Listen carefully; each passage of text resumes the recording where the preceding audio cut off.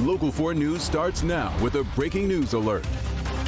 And that breaking news is happening on Detroit's west side, where firefighters are battling an apartment fire. The good news is nobody is hurt, but one of the units is a complete loss. Tim Pamplin on the scene tonight with the Night Cam. Tim.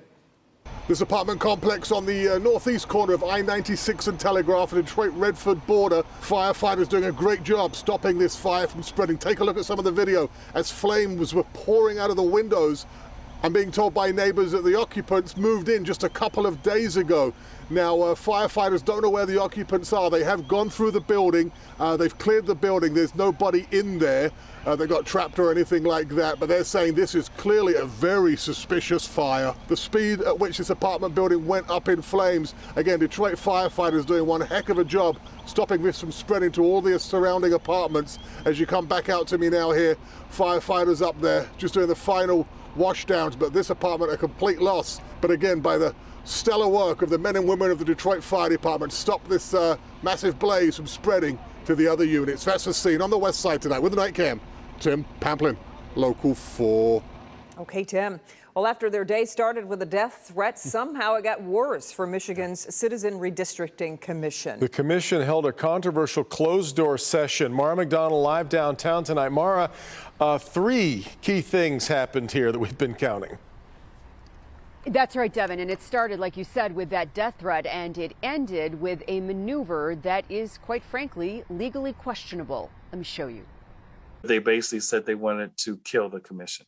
That threat was made via email and derailed today's public meeting for 2 hours while police did a sweep of the MSU Student Union and determined it was safe to proceed. But when the meeting started up again on Zoom, the commission made the decision to paper over the windows so no one could see inside. It was just a public and safety thing out of abundance of caution.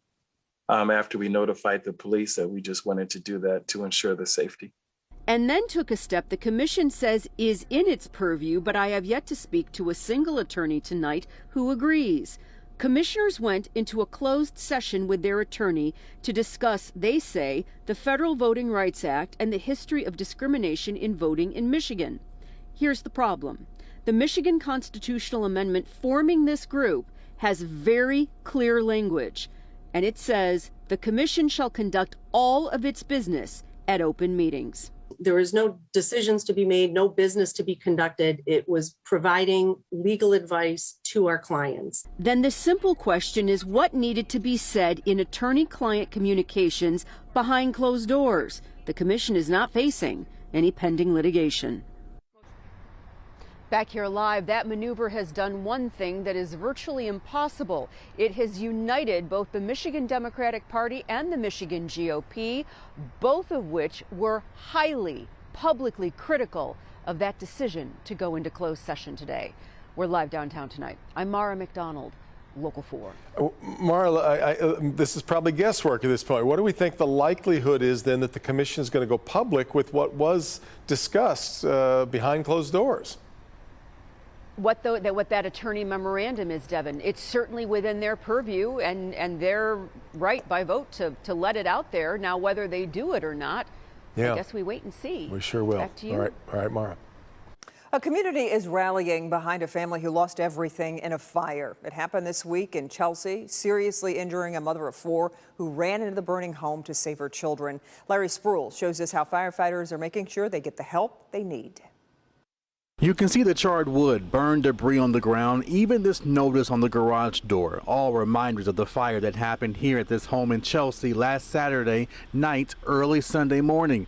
Both Chelsea firefighters, Lieutenant Derek Klink and Captain Scott Bazar, were there on the scene. Large structure, well involved from the second floor. A crew that just arrived right before us was already battling the fire. The crews quickly realized a mother repeatedly went back and forth into the burning home to save her 4 kids. It's the most heroic thing I've ever seen. Seriously. People sometimes call us heroes, and in this instance, in no way were we the hero in this instance. That Michaela deserves all the credit. That heroic mother is Michaela Vish. She was able to get everyone out of the home, but Michaela now suffers from 2nd and 3rd degree burns on over 60% of her body. Her 6-year-old son was also injured. She was burned very badly, her son as well, and it's They're going to have a long, hard road ahead of them. Lieutenant Kling said the community of Chelsea quickly rallied behind her, setting up this GoFundMe account. In just 24 hours, thousands and thousands of dollars raised. So far, we're up to over $23,000, I think. So it's doing really well, and honestly, it's going to need to do more for her, because considering what the costs of her care is going to be at the end. Now, the mother and her son, they are still in the hospital. But remember, there is that GoFundMe account set up. If you want to donate, you can. That information is on our website. Click on Detroit.com. Reporting in Chelsea, Larry Sproul, Local 4. Okay, Larry. 2 Detroit police officers are charged with taking bribes in connection with the ongoing scandal involving city towing contracts. Lieutenant John Kennedy, believe it or not, is the head of the DPD's Integrity Unit, accused of accepting more than $14,000 in cash, cars, and car repairs from a company he was supposed to be investigating. Investigators say Kennedy worked with Officer Dan Vickers to give the towing company lucrative business in exchange for bribes, all a part of a larger probe, which now involves 3 Detroit City Council members. Police Chief James White released a statement which reads in part, the department has already implemented sweeping changes and there are more to come. Our community deserves honest actors and policing excellence. We are committed to being fully transparent throughout this process. A downriver mother is now facing felony charges for allegedly making threats to a school bus driver. Woodhaven High School was put into lockdown yesterday morning after a bus driver reported a mother told him she'd go to the school and shoot somebody if her daughter was threatened. Police arrested 52-year-old Tamala Williams. While police determined she did not have access to weapons, they did find probable cause. A threat was made. She faced a judge today and was given a $100,000 bond. Latest report from the state on COVID, 7,867 new cases of COVID-19 over the past 2 days. So the average is at 3,933 cases per day. The 7-day moving average, though, is trending down over the past 3 weeks. The average right now, right around 3,300 cases a day. All Ann Arbor public schools will be closed Monday amid district-wide staffing shortages. The superintendent sent a letter home to parents today announcing the closure. It reads in part, quote, in order to confidently and safely staff our buildings every day we're open for classes and to provide some relief during this demanding fall for our students and staff. Next Monday, November 1st, will be a day off of classes for all students and staff. That's the end of the quote.